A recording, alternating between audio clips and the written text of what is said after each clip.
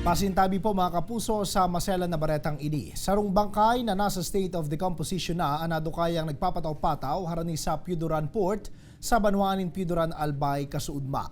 Basado sa MDRRMO Piuduran, positibo ining nabisto kan sa iyang pamilya huli sa sulot na paha asin bado.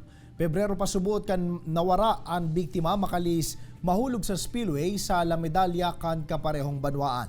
Dahil man nagpundo ang mga otoridad sa paghanap digdi hasta sa dagos na madukayan sa nasambitan ng lugar.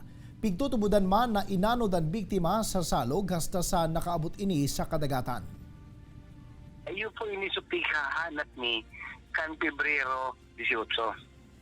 February 18 pa ini nawara na pigtutubudan na ini nahulog duman sa spillway kan Barangay La Medalla sa Sitio Matanag. Nahulog siya duman, na-recover niya yung motor niya kanto sa 18.